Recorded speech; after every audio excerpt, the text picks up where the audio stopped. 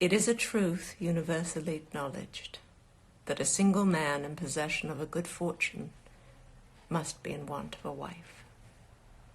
However little known the feelings or views of such a man may be on his first entering a neighborhood, this truth is so well fixed in the minds of the surrounding families that he is considered the rightful property of some one or other of their daughters.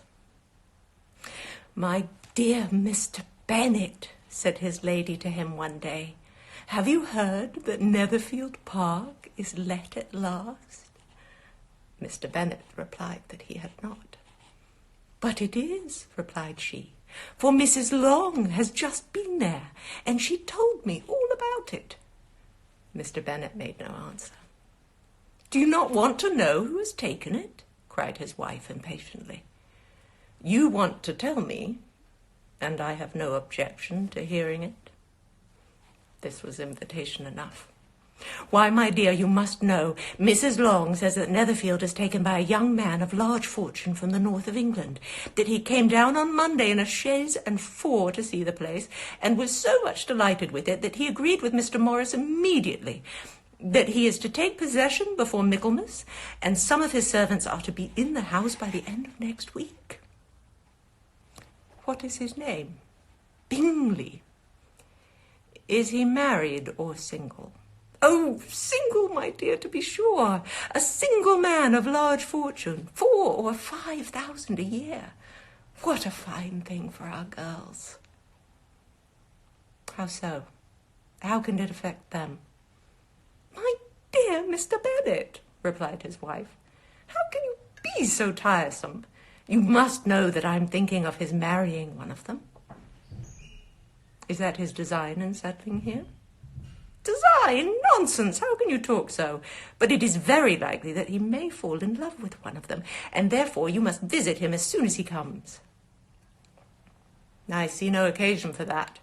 You and the girls may go, or you may send them by themselves, which perhaps would be still better, for as you are as handsome as any of them, Mr. Bingley may like you the best of the party." "My dear, you flatter me.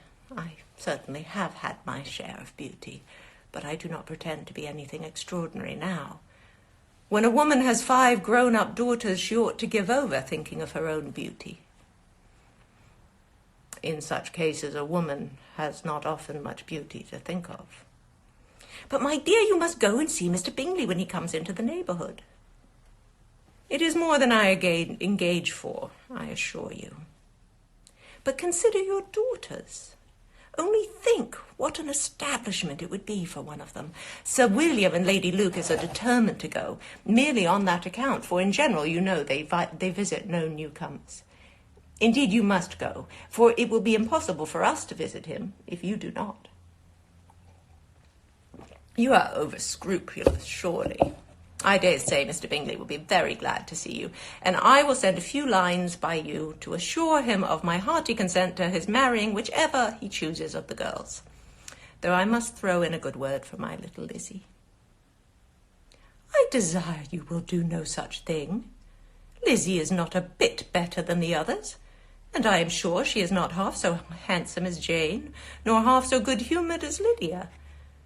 But you are always giving her the preference." "They have none of them much to recommend them," replied he. "They are all silly and ignorant like other girls, but Lizzie has something more of a quickness than her sisters." "Mr. Bennet, how can you abuse your own children in such a way? You take delight in vexing me. You have no compassion for my poor nerves." "You mistake me, my dear. I have a high respect for your nerves. They are my old friends. I have heard you mention them with consideration these last 20 years at least." "Ah, you do not know what I suffer. But I hope you will get over it and live to see many young men of 4,000 a year come into the neighborhood. It will be no use to us if 20 such should come, since you will not visit them." "Depend upon it, my dear, that when there are 20, I will visit them all." Mr. Bennet was so odd a mixture of quick parts, sarcastic humour, reserve, and caprice, that the experience of 23 years had been insufficient to make his wife understand his character. Her mind was less difficult to develop. She was a woman of mean understanding, little information, and uncertain temper. When she was discontented, she fancied herself nervous. The business of her life was to get her daughters married.